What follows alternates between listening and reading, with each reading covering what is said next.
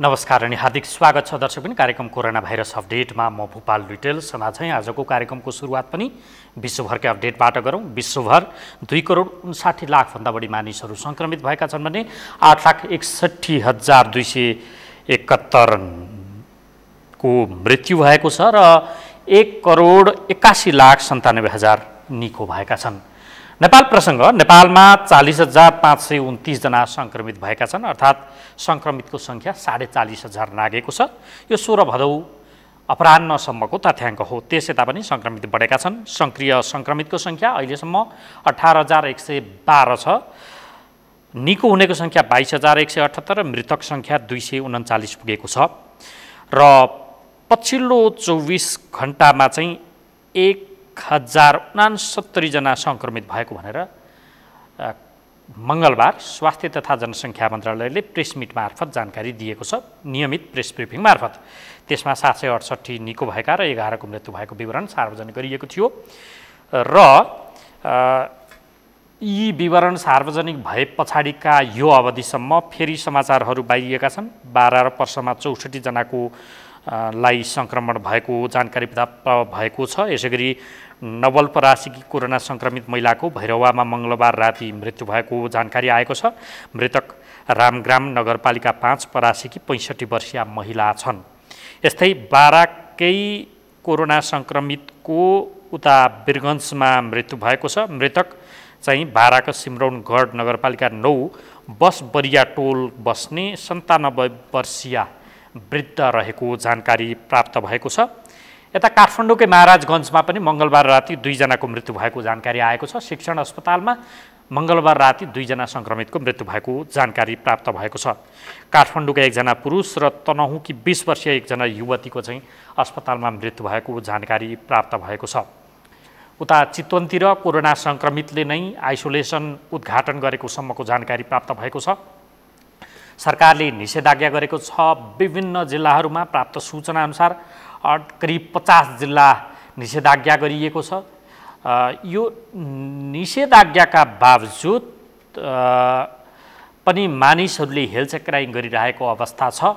काठमाडौँ उपत्यकामा निषेधाज्ञा जारी छ। भदौ 4 देखि यो निषेधाज्ञा अब अझै थप्ने तयारी प्रशासनले गरेको छ। यसका लागि गृह मन्त्रालयले सिफारिस गरिएको जानकारी प्राप्त भएको छ।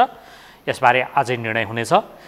खासमा कैलालीतिरको अवस्था के छ आदि इत्यादि विषयमा जानकारी दिन यति बेला हाम्रा संवाददाता दिनेश विष्ट कैलालीबाट प्रत्यक्ष टेलिफोन सम्पर्कमा हुनुहुन्छ। दिनेशजी, हजुर गोपालजी, कैलालीतिर चाहिँ कोरोना संक्रमणको अवस्था पछाडि सावधानीका लागि के गरियो अहिलेसम्म, त्यसको प्रभाव के कस्तो देखेको छ आदि इत्यादि बताइदिनुहोस् त।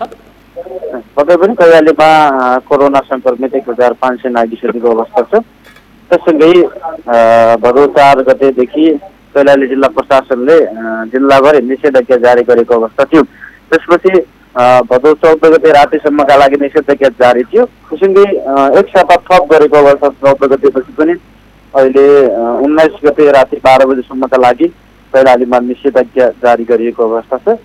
त्यसपछि पनि निषेधाज्ञा थप्ने या के गर्ने, निरन्तरता दिने या त्यसलाई निषेधाज्ञा बन्द गर्ने भन्ने कुरामा चाहिँ व्यवसाय र यहाँको स्थानीय तहका जिल्ला प्रशासन कार्यालयले समन्वय र छलफल गरिरहेको अवस्था हो। अहिले पनि कैलाली जिल्लाभरि निषेधाज्ञा नै छ। अनि दिनेशजी, जस्तो झन्डै 15 दिन निषेधाज्ञा भएछ, यो 19 सम्म पुग्दा चाहिँ यसको परिणाम चाहिँ के देखिएको छ त? निषेधाज्ञाको उपलब्धि भन्ने त अब जस्तो त देखिएको त छैन। यो अब हाम्रो झन् कैलालीमा त स्थानीय सङ्क्रमण पनि बढेको बढी छ। धनगढी उपमहानगरपालिकाभित्र मात्रै 79 जना स्थानीय सङ्क्रमण भइसकेको अवस्था छ। उहाँको कुनै ट्राभल हिस्ट्री छैन। जिल्लाभरि 90 जना जति सङ्क्रमण फैलिसकेको अवस्था छ। उहाँहरूको ट्राभल हिस्ट्री छैन। बिचमा निषेधाज्ञाकै बिचमा पनि स्थानीय सङ्क्रमण बढिरहेकै छ। सङ्क्रमित भने त्यति कमी हुन सकेको अवस्था छैन। त्यही भएर त्यसको निषेधाज्ञाको उपलब्धि त त्यति छैन। अब जुन जिल्ला प्रशासन कार्यालयले हरितालिका तीज र गौरा पर्वलाई लक्षित गरेर निषेधाज्ञा गरेको अवस्था छ, त्यो बिचमा धेरै भिडभाड हुने, मठ मन्दिरहरूमा भिडभाड हुने भएका हुनाले बढी सङ्क्रमण फैलिने हो कि भन्ने डरले जुन निषेधाज्ञा गरेको त्यसले त कि प्रभाव पारेकै होला। किनकि त्यति धेरै समुदायका मान्छेहरू सबै मठ मन्दिरहरूमा पूजाआजाका लागि भेला हुन्थे। गौरा पर्व नै धुमधामका साथ मनाइन्थ्यो। त्यसलाई कम गरेर यो निषेधाज्ञाले चाहिँ प्रभावकारी भएको हो। जुन अब सङ्क्रमण दर घट्ने कुरामा चाहिँ निषेधाज्ञाले कुनै प्रभाव पारेको अवस्था छैन। अनि जस्तो अब निषेधाज्ञा लम्बिँदै जाँदा मानिसहरूलाई खानपिनको व्यवस्थापन राहतको विषय त यति बेला चर्चामा आउन छोडेका छन्। यो व्यवस्थापकीय प्रक्रिया के छ? अहिले जुन सुरुवाती लकडाउन थियो त्यसमा सबै राहत साथ सबैका स्थानीयदेखि सङ्घीय जुन अब निजी क्षेत्र सबैले राहत चाहिँ त्यो बेला बाँडिसक्यो भनौँ, सबै दिएको अवस्था हो। जुन अहिले 2 साता तेस्रो साता भनौँ लगभग 13-14 दिनमा छौँ हामी। यसमा भने अहिले राहतका विषय कुनै पनि समेटिएको अवस्था छैन। सरकारी तथा निजी क्षेत्रले त्यस्तो राहत कतै पनि वितरण भएको अवस्था छैन। अहिले बिहान 2-3 घन्टा खाद्यान्न पसलहरू खुलेको अवस्था छ, अन्य भने ठप्प छ। निर्माणका कामहरू केही सुरु भइरहेको अवस्था छ। अति आवश्यक काम सुरु भएका छन्, अरू चाहिँ ठप्प छन्। राहतका कार्यक्रम कुनै पनि अहिले समेटिएको अवस्था छैन। अनि मानिसहरूले जीविका कसरी चलाउँछन्? पहिले 120 दिन लामो लकडाउन थियो, त्यस पछाडि फेरि 15-20 दिन पुग्ने लाग्यो। यो बिचमा जीविका चलाउने जो अब बिहान खाए बेलुका के खाउँ भन्ने अवस्थाका मानिसहरू पनि पक्का छन्। तिनीहरूको जीविका चलाइदिने अथवा सहज बनाइदिने विषयमा कुनै व्यवस्थापन जनप्रतिनिधिबाट प्रशासनबाट त्यस्तो केही छैन? मुख्यतया जुन अहिले यो निषेधाज्ञाले पनि दैनिक दिनभरि खर्च उठाएर दिनभरि काम गरेर त्यही पैसाले बेलुका बिहानको सागसाग थिए उहाँहरूलाई त एकै दिन बन्द हुँदा पनि समस्या पर्छ। त्यो कारण यो बेला पनि मुख्यतया उहाँहरू समस्यामा परेका हुन्। अरू वर्गभन्दा जुन दैनिक झ्यालाबारीमा काम गर्ने र दिनभरि कमाएको पैसाले नै बेलुका खाने गर्दै उहाँहरू समस्यामा परेका हुन्। त्यसको लागि अहिले मुख्यतया राहत नै हो। स्थानीय सरकारले मुख्यतया ध्यान दिनुपर्ने विषय हो। तर अहिलेसम्म त्यो राहतका विषय समेटिएनन्। जसको लागि भए पनि यो निषेधाज्ञाभित्र भने राहतका विषय समेटिएको अवस्था छैन। उहाँहरू यो कारणले जुन दैनिक जलाधारीमा काम गर्न आएको थिए उहाँ भने एकदमै समस्यामा परेको अवस्था। जस्तो अब रिभ्यू हुने अवस्था छ कि छैन दिनेशजी? अब हुन त तपाईँले भन्नुभयो अरू एक साता थपेर 19 गतेसम्म निषेधाज्ञा पुर्याइयो, यो तेस्रो पटक थपियो क्यार। यसको रिभ्यू अब परिणाम पनि सकारात्मक नदेखिने, सङ्क्रमित पनि बढिरहने, स्थानीय सङ्क्रमण पनि देखिने, मास परीक्षणको मामिलाको के छ अवस्था? यसलाई रिभ्यू गर्ने तहमा पुग्दैन प्रशासन? जुन अब अहिले निषेधाज्ञा बढाइएको अवस्था छ, यो निषेधाज्ञा त अब व्यवसायहरूले यहाँबाट आवाज उठाइरहेका छन्।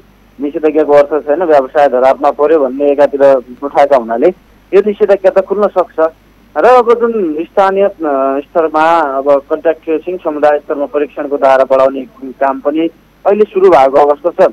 जुन तपाईँको जेठ असारमै सुरु गर्छौँ हामीले भन्नुभएको थियो।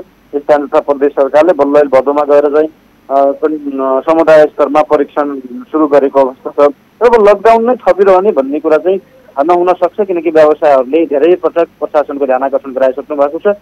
यो चाँडै निषेधाज्ञा चाहिँ बन्द गरियोस् र यो सुरक्षाका उपाय अपनाएर व्यापार व्यवसाय तथा काम गर्ने वातावरण सृजना होस् भन्ने हिसाबले आवाज उठाइरहेका छन्। सायद अब निषेधाज्ञा नथपिन सक्छ। अब अन्त्यमा दिनेशजी, त्यहाँ खड्किएको अहिले देखिएको समस्या नगरी नहुने काम त्यस्ता कुनै देखेका छन्? त्यसको कुनै फिडब्याक दिन सकिन्छ? अहिले नगरी नहुने काम भनेको त अहिले तत्काल भन्दा पनि केही दिनपछि अब धान पाक्ने समय आएको छ, धान काट्नुपर्ने हुन्छ। जुन अब दैनिक काम निर्माणका कामहरू चाहिँ सुरु नै भएका छन्, काम चलेकै अवस्था छ, त्यो बन्द भएको अवस्था छैन। त्यस्तो नगरी नहुने एकदमै आपतकालीन अवस्थाको काम भने त्यस्तो छैन। हस् दिनेशजी, जानकारीका लागि तपाईँलाई धेरै धेरै धन्यवाद। उहाँ हुनुहुन्थ्यो हाम्रा कैलाली संवाददाता दिनेश विष्ट। कैलालीमा सङ्क्रमित 1100 भन्दा बढी नागेको र समुदाय स्तरमा पनि सङ्क्रमण देखिएको अवस्था छ। त्यहाँ 19 गतेसम्म निषेधाज्ञा जारी गरिएको छ। निषेधाज्ञा लम्बिँदा आम मानिसको जनजीवन प्रभावित हुँदै गएको छ। दैनिकी जसको ज्याला मजदुरी गरेर बित्ने गरेको छ उनीहरूको चाहिँ अवस्था नाजुक हुँदै गएको र जीविका चलाउन कठिनाइ भएका जस्ता सूचनाहरू उहाँले हामीलाई दिनुभएको छ। र यसका तर्फ प्रशासनको ध्यान आकर्षण होस् हामी यो अनुरोध गर्दछौँ। र अर्को यो एक समय पहिलो चरणको लकडाउन जारी रहँदा राहत वितरणको बाढी चलेको थियो, अहिले त्यो ठप्प जस्तो छ। हुन त अहिले खाद्यान्न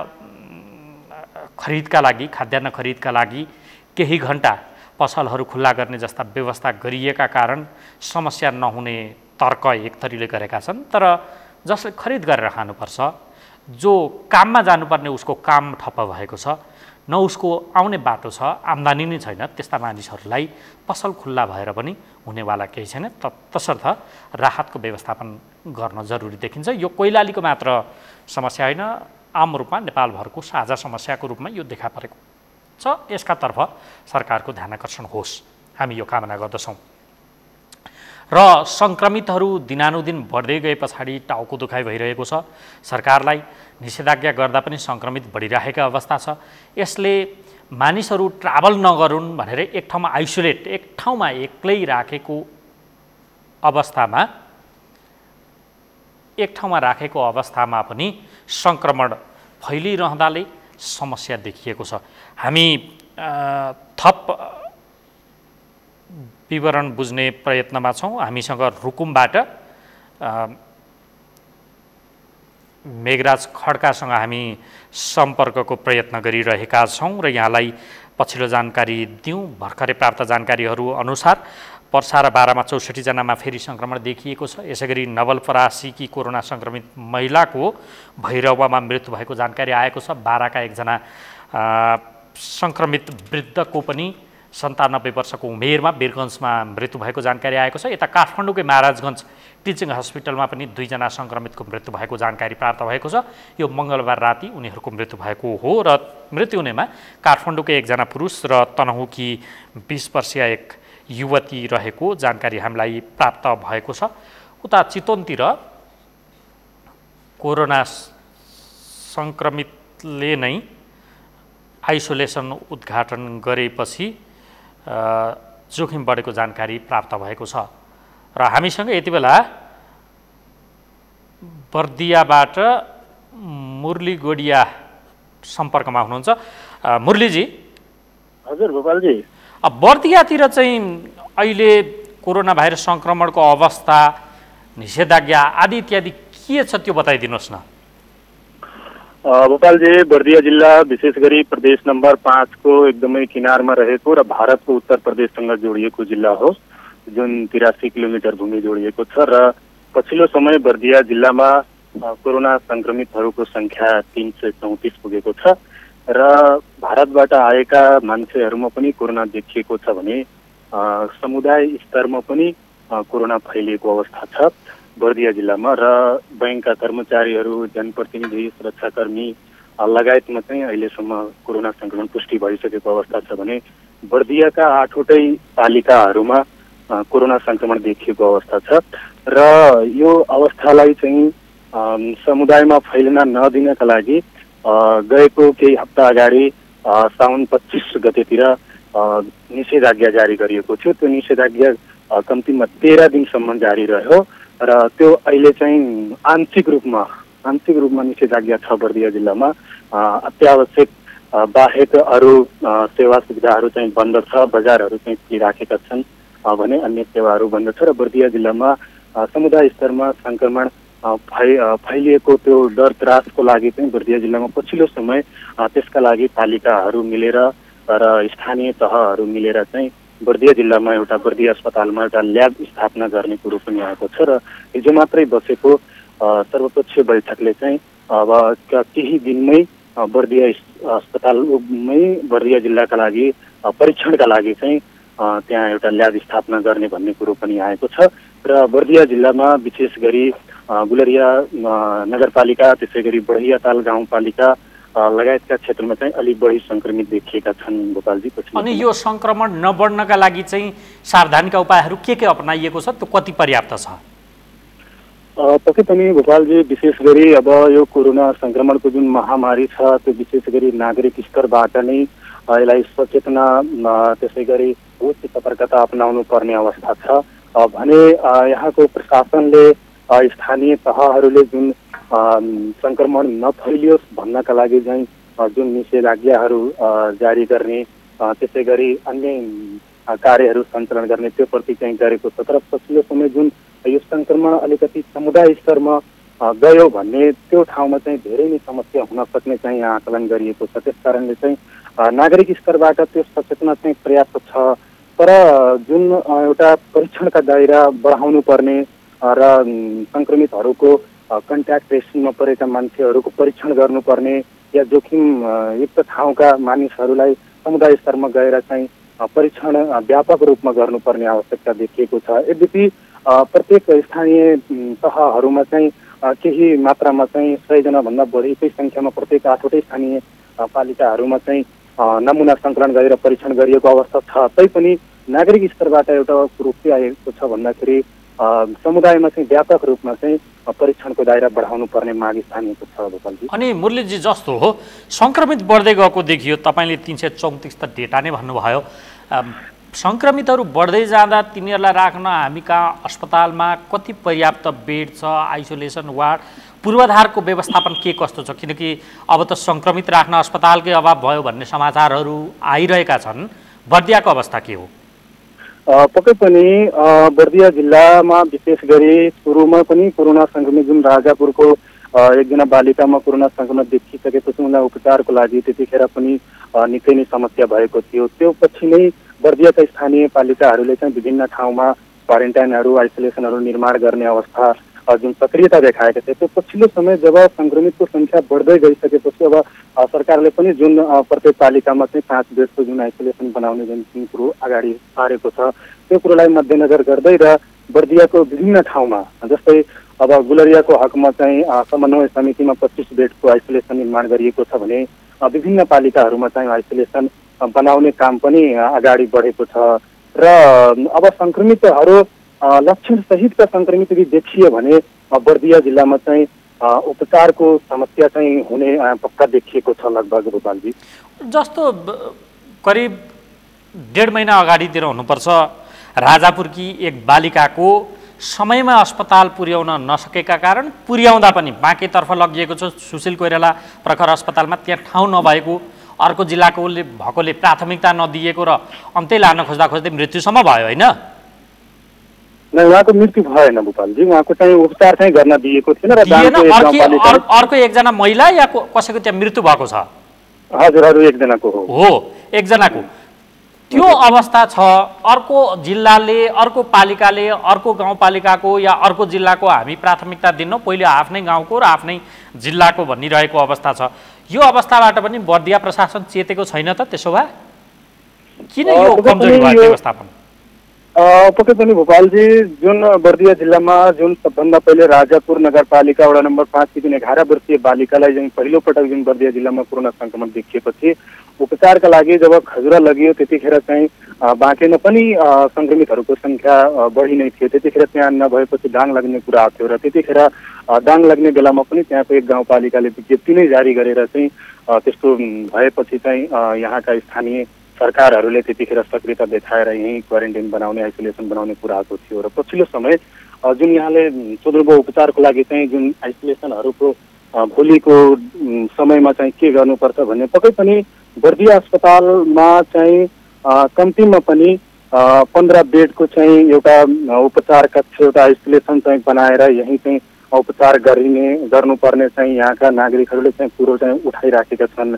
र यसको लागि चाहिँ त्यो बेडको लागि र जुन ल्याब स्थापना गर्ने कुरा छ त्यसको लागि पनि सम्बन्धित निकायले चाहिँ प्रदेश सरकारसँग केन्द्र सरकारसँग चाहिँ पहल गरिराखेको अवस्था छ भने जुन ल्याब स्थापना गर्ने र अन्य कुराहरू रोक्नका लागि चाहिँ बर्दिया प्रशासनले चाहिँ माथिल्लो निकायसँग समन्वय गरिरहेको चाहिँ हामीले जानकारी पाएका छौँ गोपालजी। भनेपछि तत्कालै चाहिँ त्यस्तो लक्षणसहितका सङ्क्रमित देखियो भने त्यही चाहिँ उपचार गर्न समस्या छ अहिले होइन? समस्या छ गोपालजी हो। अब अरू जस्तो त्यहाँ निषेधाज्ञा पनि जारी छ, राहतका प्रक्रियाहरू, मानिसहरू त दिनदिनै घरभित्रै थन्किरहँदा त्यसको व्यवस्थापन पनि गर्नु पर्ला, कसैसँग पैसै नहोला। अब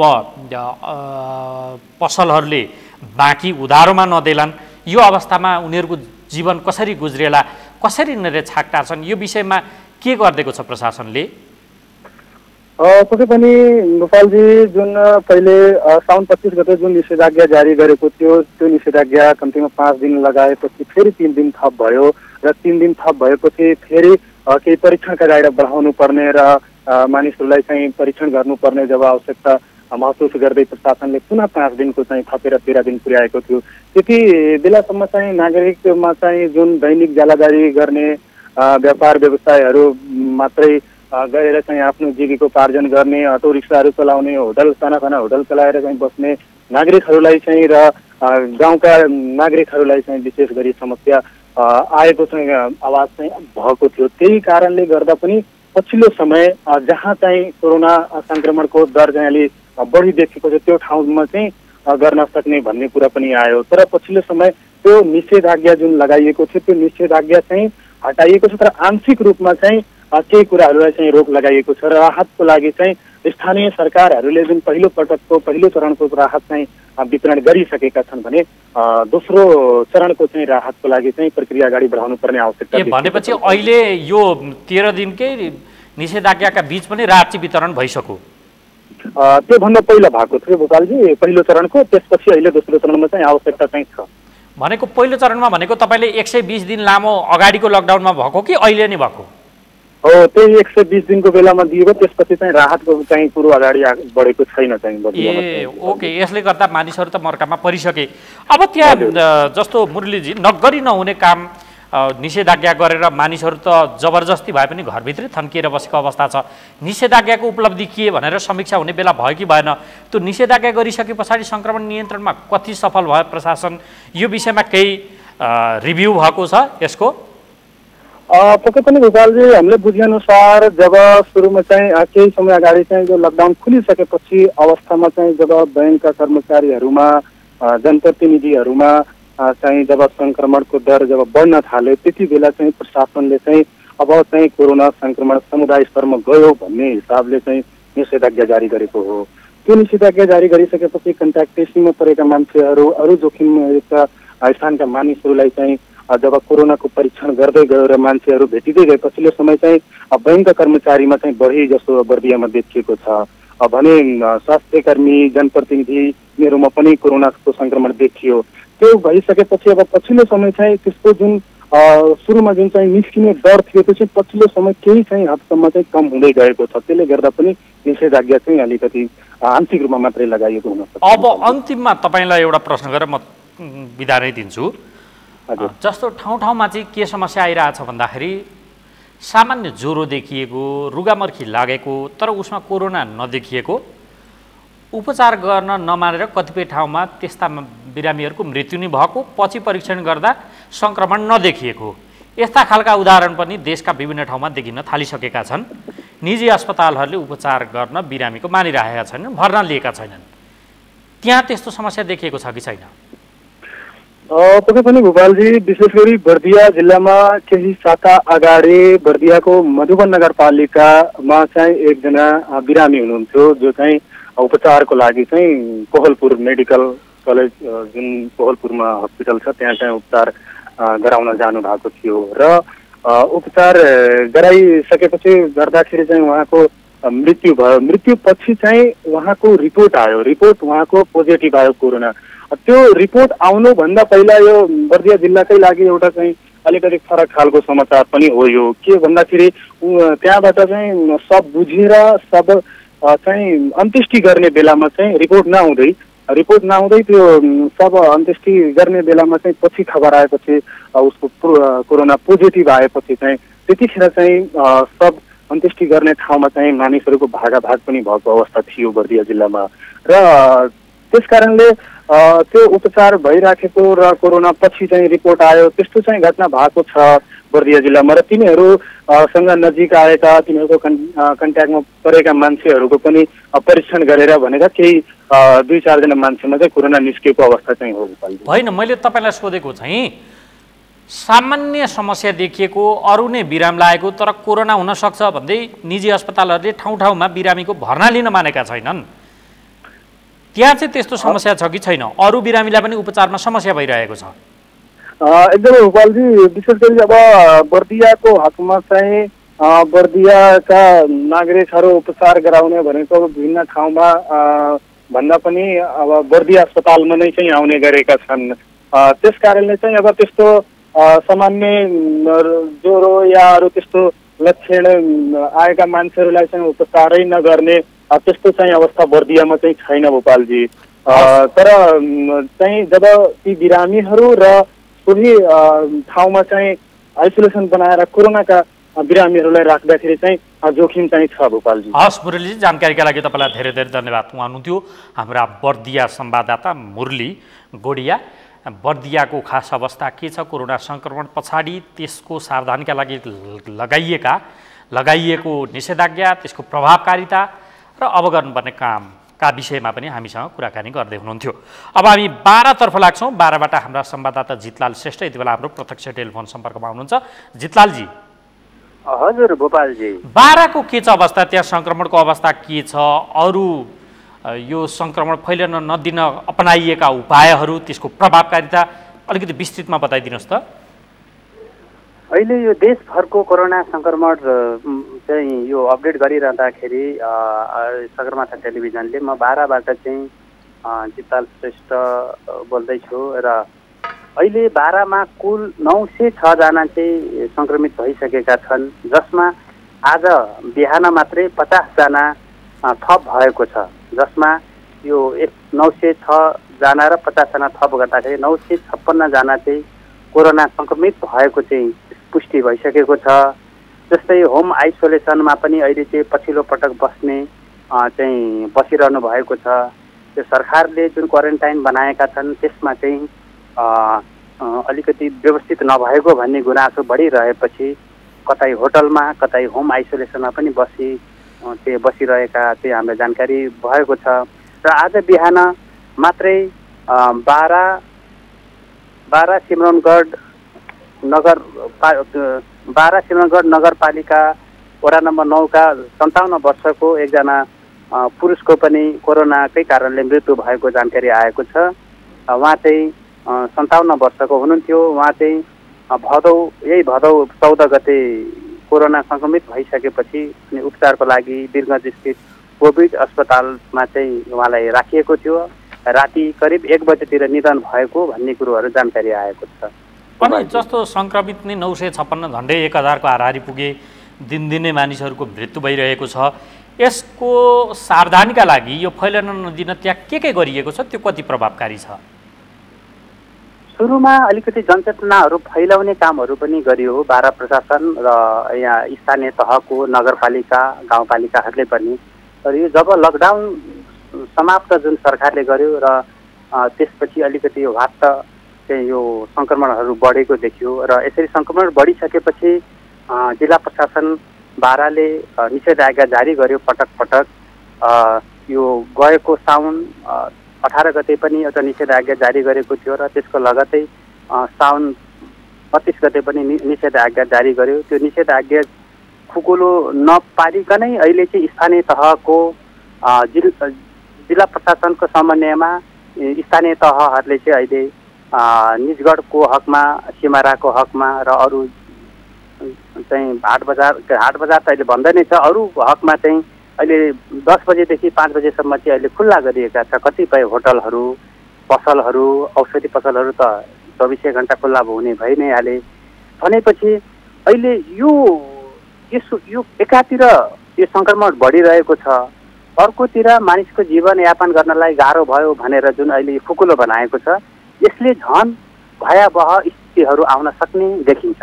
मैले केही समय अगाडि मात्रै 2 नम्बर प्रदेशमा नै 12 लगायत 2 नम्बर प्रदेशमा नै यो कोरोना सङ्क्रमण चाहिँ किन फैलिरहेको छ कि तपाईँहरूले सुरक्षा निकायहरूले चाहिँ अलिकति सतर्कता देखाउनु भएको छैन क्या हो भनेर मैले प्रश्न गर्दाखेरि नेपाल प्रहरी प्रदेश नम्बर 2 का प्रमुख अथवा डिआइजी धीरज प्रताप सिंहसँग मैले कुराकानी गरेको थिएँ।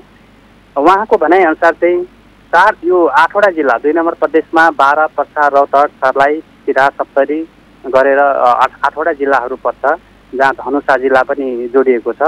495 किलोमिटर भारतसँग सीमा जोडिएको छ, जहाँ कि मलहरू अहिले पछिल्लो पटक मल अभावले गर्दाखेरि मानिसहरूलाई रोक्दै पनि मलहरू भारतबाट यता ल्याउने यो कामहरूले गर्दाखेरि चाहिँ सङ्क्रमण बढेको छ। 2 नम्बर प्रदेशमा चाहिँ प्रहरीले जति चाहेर काम गरिरहेको छ त्यति गर्न नसकिएको भनेर उहाँले मलाई जानकारी दिनुभयो। अनि मैले उहाँलाई फेरि प्रश्न गरेँ, तपाईँहरूको प्रहरी कतिजना सङ्क्रमण छ अहिलेसम्म भन्दाखेरि उहाँले चाहिँ 248 जना चाहिँ हाम्रो प्रहरीहरू सङ्क्रमण भइसकेको छ 2 नम्बर प्रदेशमा। 118 जना आइसोलेसनमा हुनुहुन्छ र 130 जना चाहिँ डिस्चार्ज भएको छ भनेर मलाई जानकारी दिनुभएको छ गोपालजी। अनि जस्तो एक त मानिसहरू बोर्डरबाट मलको विषयलाई लिएर आवत जावत बढो, तपाईँको यो कुराको सङ्केत अनुसार, अर्कोतर्फ त्यसलाई नियन्त्रण गर्ने प्रहरी प्रशासन नै सङ्क्रमित छ प्रहरी नै 248 जना सङ्क्रमित छन्, त्यसको पनि कुनै न कुनै रूपमा प्रभाव त्यहाँ देखिएको छ। हुन त अब त्यहाँ सशस्त्र प्रहरी पनि खटिएको छ। अब एकातर्फ सङ्क्रमण बढिरहेछ, दोस्रो कुरा अलिक खुकुलो बनाइयो, त्यहाँनिर मानिसहरू हिँडडुल गर्नलाई पनि दिइयो भनियो। यसले त्यहाँ निम्तन सक्ने भयावह अवस्थाको आकलन प्रशासनले गरेको छ कि छैन? यदि गरेको छ भने व्यवस्थापन प्रक्रिया के छ त? जिल्लामा अस्पतालको व्यवस्थापन, आइसोलेसनको व्यवस्थापन आदि इत्यादि के छ? जिल्ला प्रशासनले योभन्दा अगाडि प्रत्येक गाउँपालिकामा 10 वटा आइसोलेसन र प्रत्येक नगरपालिकामा 50 वटा आइसोलेसन र उपमहानगरपालिकामा 100 वटा आइसोलेसन कक्ष चाहिँ निर्माण गर्नुपर्छ भनेर चाहिँ भन्नुभएको थियो। त्यो एउटा निर्णय गर्नुभएको थियो। त्यो चाहिँ यो कुनै केही जस्तै निजगढ नगरपालिकामा पनि भर्खरै आइसोलेसन 19 बेडको आइसोलेसन चाहिँ बनाएको छ। त्यो नामको मात्रै आइसोलेसन छ। त्यसै गरी त्यति प्रभावकारी चाहिँ यहाँ देखिँदैन। यसले गर्दाखेरि यो कोरोना सङ्क्रमणलाई अलिकति यो जोखिम बढिरहँदाखेरि अलि प्रहरी प्रशासन मात्रै होइन कि यहाँ स्थानीय तह पनि नाम मात्रैको चाहिँ अलिकति काम गरिरहेको जस्तो चाहिँ अहिले देखिएको छ भूपालजी। अनि अरू व्यवस्थापन के छ? अस्पतालकै व्यवस्थापन त्यहाँ बारामा धेरै जसोलाई उता वीरगञ्ज पुर्याउने गरिएको छ, त्यहीँको व्यवस्थापन चाहिँ के छ जिल्लाको? जिल्लाको सदरमुकाम स्थित गङ्गापुरमा रहेको शैक्षिक तालिम केन्द्रमा चाहिँ आइसोलेसन चाहिँ कक्ष तयार पारिएको थियो। त्यहाँ पनि सुरुमा सरसफाइहरू नभएको गुनासो व्यापक आइसकेपछि सामाजिक सञ्जालमा समेत त्यहाँको दृश्यहरू आइसकेपछि जिल्ला प्रशासन कार्यालय बाराका प्रमुख जिल्ला अधिकारी रुद्र प्रसाद पण्डितज्यूले चाहिँ निर्देशन दिनुभयो, यो सरसफाइमा ध्यान दिनु पर्यो भन्ने हिसाबले गर्नुभएपछि त्यो केही समय चाहिँ सरसफाइ भयो र पछिल्लो पटक निजगढमै 7 जना चाहिँ प्रहरीहरू पनि सङ्क्रमित भए। अनि ती सङ्क्रमित प्रहरीहरूलाई गङ्गापुर स्थितै आइसोलेसनमा चाहिँ राखियो। त्यहाँ मैले बुझ्दाखेरि केही प्रहरीहरूले चाहिँ सरसफाइको अझै राम्रो व्यवस्थापन भएको छैन। स्वास्थ्यकर्मीहरू पनि हामीलाई चाहिँ 4-5 दिन यहाँ हामी आइसोलेसनमा बसिरहँदाखेरि पनि त्यो उहाँहरूले चाहिँ हामीलाई चेक जाँच गर्न आउनु भएको छैन भन्ने किसिमको गुनासोहरू चाहिँ गरिरहनु भएको छ भोपालजी। अब नगरी नहुने काम त्यहाँनिर सङ्क्रमित बढिरहँदा के देखिन्छ जितलालजी?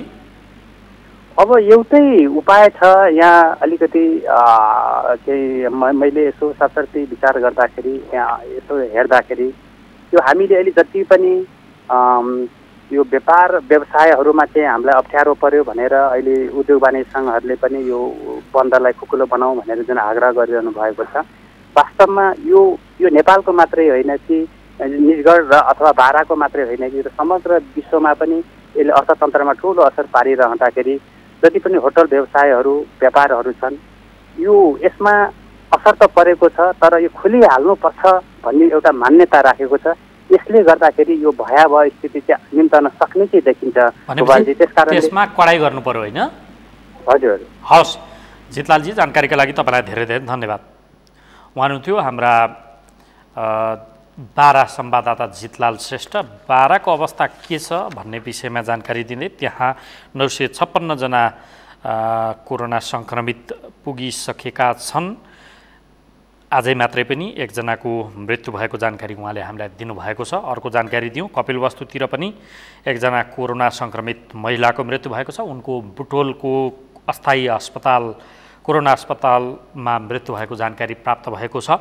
कपिलवस्तु नगरपालिका वडा नम्बर 11 की 60 वर्षीय महिलाको उपचारका क्रममा आज बिहान मृत्यु भएको हामीलाई जानकारी प्राप्त भएको छ।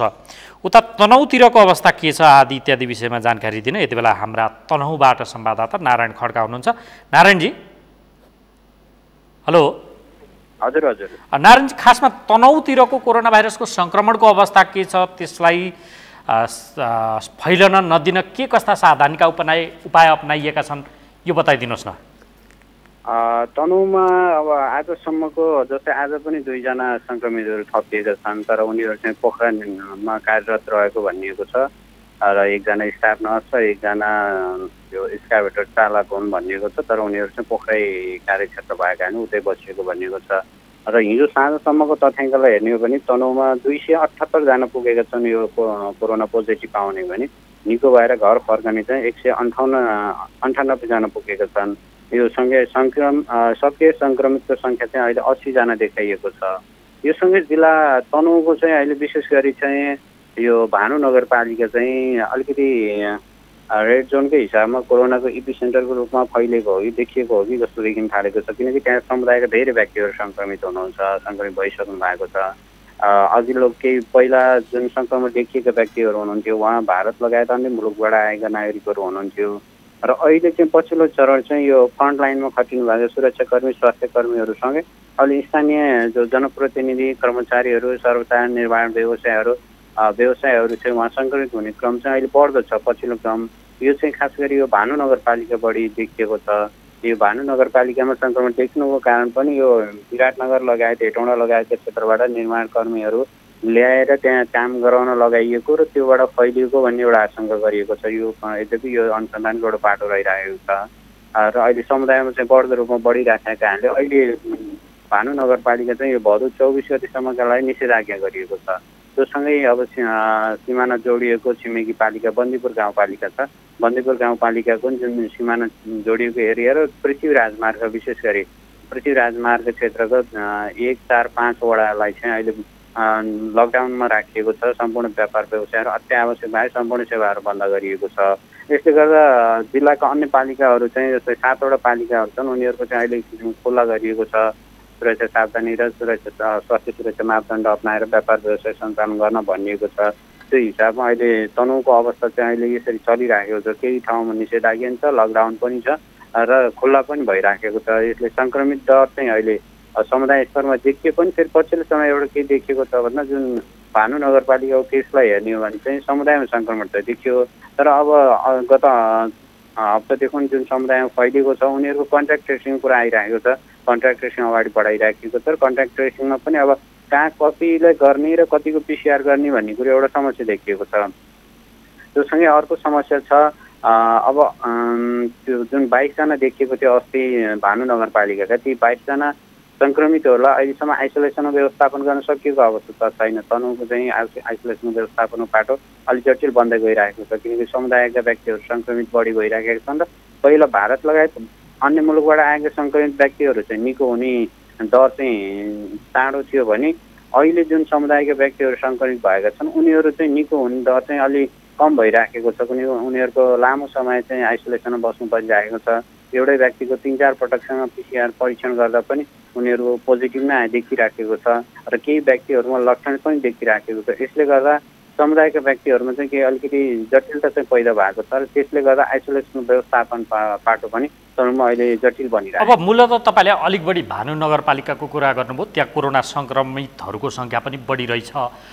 त्यसमा चाहिँ त्यहाँ नियमनका लागि एउटा निषेधाज्ञा गरियो।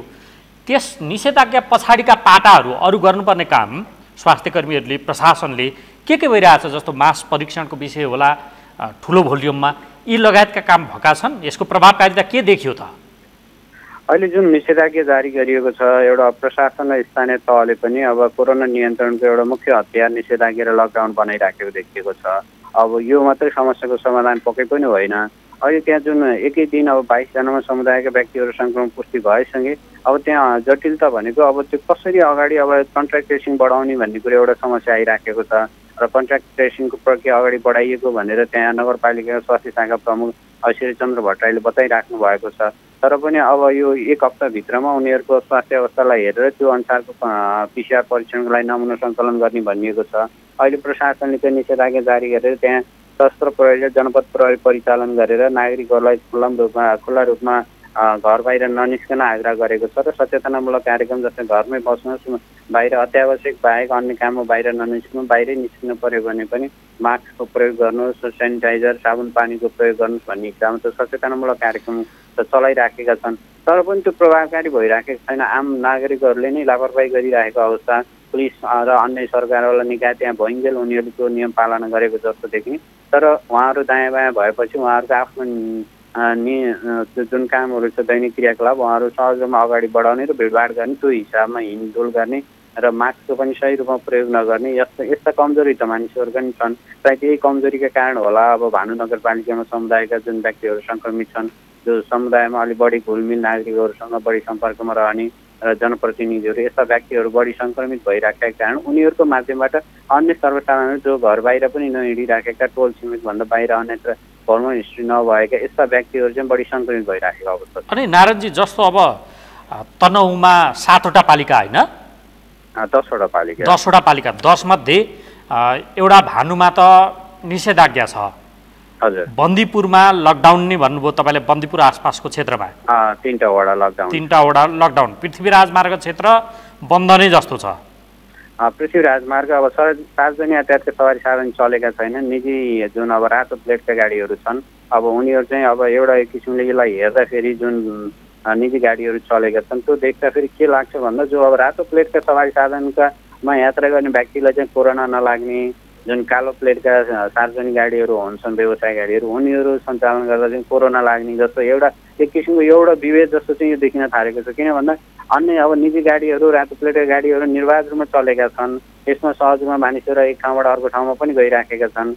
तर सार्वजनिक गाडीहरू नचले पनि मानिसको आवत जावत यताउति भइराखेको कारणले सङ्क्रमणको त्रास चाहिँ बढ्दो छ। अब यो किन समुदायमा सँगसँगै अर्को विषय जस्तो आजबाट त अब 16 श्राद्ध पनि सुरु भएको छ। मानिसहरूले आफ्नो कर्म त पक्का पनि पुरा गर्छन्। अब जजमान यो बेला पुरोहितहरूको आवत जावत यसलाई त चाहेर पनि रोक्न सक्ने अवस्था छैन, त्यसमा भाँजो हाल्दैनौँ भनेर सरकारले भनेको छ। यसबाट खतरा कतिको देखिन्छ? योबाट सतर्कताका लागि केही उपाय अपनाउने अवस्था छ छैन? अब यसको विषयमा चाहिँ अहिलेसम्म प्रशासन र स्थानीय तल अधिकारी रूपमा आफ्नो कुनै सर्कुलर जारी गरेका त छैनन्। तर यो सङ्क्रमणको चाहिँ अलिकति सावधानी अप्नाइएन भने चाहिँ यो जुन प्रतिकार्य गरिन्छ यो 16 श्राद्धमा, यसले गर्दा अब यदि अब पितृकार्यमा जो खटिन्छन् पण्डितहरू लगायत अन्य जुन घरमा त्यहाँ जाँदा कोही व्यक्ति यदि सङ्क्रमित रहेछ र उसका कारण पण्डित लगायत अन्यमा सङ्क्रमण भयो भने त्योसँगै घर परिवार टोल छिमेकमा फैलिन सक्ने एउटा जोखिम त छँदैछ। तर यसमा चाहिँ उचित सावधानी अप्नाउनु चाहिँ जो प्रतिकार्यमा खटिनुहुन्छ उहाँ व्यक्तिहरू र जो पण्डितहरू हुनुहुन्छ उहाँले चाहिँ यो विषयमा सावधानी चाहिँ अप्नाउनु पर्ने देखिएको छ। किनकि यसलाई प्रशासन र स्थानीय तहले निषेधाज्ञा या यसलाई अलिकति प्रतिबन्ध या भर्चुअल टाइप यो भनी त राखिएको छ, तर त्यति यो प्रभावकारी पनि नहोला। किन अब हाम्रो जुन एउटा परम्परा छ, संस्कार संस्कृति छ, जो स्वयं पण्डितलाई अगाडि राखेर पितृकार्य गर्ने तर्पणहरू दिने एउटा यो प्रचलन छ, यो हाम्रो धार्मिक आस्थासँग पनि जोडिएको छ। यसले गर्दा यसमा चाहिँ अब जो हामी त्यो पितृकार्यमा खटिन्छौँ उहाँहरूले चाहिँ आवश्यक सावधानी अप्नाउनु पर्ने चाहिँ देखिन्छ। अब नगरी नहुने तनहुँमा सङ्क्रमित पनि बढ्दै गएको अवस्था 278 त पुगे, त्यसमध्ये 198 निकै भएको हिसाबले अब सक्रिय सङ्क्रमितको सङ्ख्या 80 जना छ। तथापि 1 जनाबाट 2 जना, 2बाट 4, 4बाट 8 यो त ज्यामितीय तवरले बढेर जाने जोखिम भएको अवस्थाले यसका लागि नगरी नहुने प्रशासनले जुन खड्किएको छ तर भइरहेको छैन, त्यस्तो देखिएको छ भने केही छ कृपया? अवश्य भने तनहुँ अब यस्तो छ, सुरुमा क्वारेन्टिनको व्यवस्थापन तनहुँका सबै स्थानीय पालिकाहरूले गरेका थिए र त्यसले गर्दा भारत लगायत अन्य मुलुक तथा सङ्क्रमित क्षेत्रबाट आएका व्यक्तिहरू अनिवार्य रूपमा 14 दिन क्वारेन्टिन बस्थे र क्वारेन्टिनमा त्यही अनुसारको व्यवस्थापन थियो। क्वारेन्टिनका कारण जुन बाहिरबाट आएका व्यक्ति थियो उनीहरू मात्रै सङ्क्रमण देखिएको थियो। जब सरकारले लकडाउन खुकुलो गर्यो र जुन विद्यालय क्याम्पसहरूमा व्यवस्थापन गरिएका थिए क्वारेन्टिन, त्यो हटाएर विद्यालय खुलाउने भनेर जुन केन्द्रीय सरकारले एउटा निर्देशन जारी गर्यो, त्यो सँगसँगै यहाँका स्थानीय पालिकाहरूले क्वारेन्टिन हटाउँदै गए र होम क्वारेन्टिनको प्रावधान ल्यायो। होम क्वारेन्टिनको प्रावधानका कारण तनहुँको यो अहिले भानु नगरपालिका र अन्य पालिकाहरूमा जुन समुदायका व्यक्तिहरू सङ्क्रमित देखिएका छन् त्यो चाहिँ मुख्य कारण चाहिँ होम क्वारेन्टिनको कारक हो भन्ने कुरा त्यो हेरिएको छ। यसले गर्दा स्थानीय पालिकाहरूले अझै पनि होम क्वारेन्टिनकोलाई भन्दा क्वारेन्टिनको व्यवस्थापनको पाटोलाई जोड दिनुपर्ने देखिएको छ भने त्यो सँगसँगै जस्तै अब स्थानीय पालिकाले सुरुमा क्वारेन्टिनको व्यवस्थापन त गरे, तर जुन आइसोलेसनको पाटो छ, आइसोलेसनको पाटो चाहिँ प्रशासन, स्थानीय प्रशासन र केन्द्रीय सरकारको मार्फत भनिएको छ। त्यसले गर्दा स्थानीय पालिकाले त्यो आइसोलेसन व्यवस्थापनको पाटोलाई चाहिँ खासै ध्यान नदिँदा चाहिँ अहिले जस्तै भानु नगरपालिकाको अस्ति 22 जनामा देखियो उनीहरू अझै पनि आइसोलेसनमा ल्याउन सकिएको अवस्था छैन, किनकि आइसोलेसनको सहजमा व्यवस्थापन हुन सकिएको छैन, गरिराखेको छैन।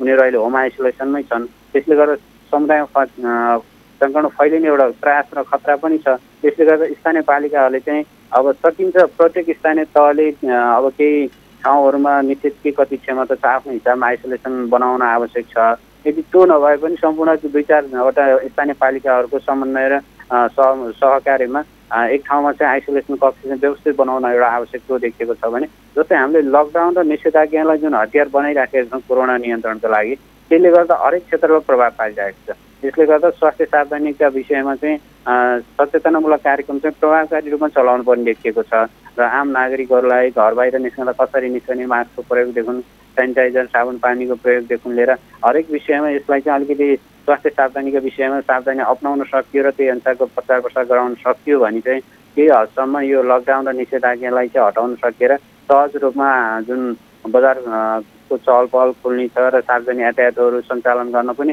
यो स्वास्थ्य सावधानीका मापदण्डहरूलाई सही रूपमा कार्यान्वयन गर्ने र आम सर्वसाधारणहरूले पनि त्यो सहजमा पालना गरिदियो भने चाहिँ यसको चाहिँ पाटो चाहिँ यसलाई सहज बनाउनु चाहिँ देखिन्छ, सहज हुन्छ कि भन्ने देखिन्छ।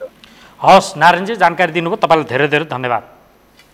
उहाँ हुनुहुन्थ्यो हाम्रा तनहुँबाट संवाददाता नारायण खड्का। तनहुँमा कोरोना सङ्क्रमितको सङ्ख्या 278 पुगेको छ र त्यसमा 198 जना निको भएका छन्, 80 जना सक्रिय सङ्क्रमित छन्।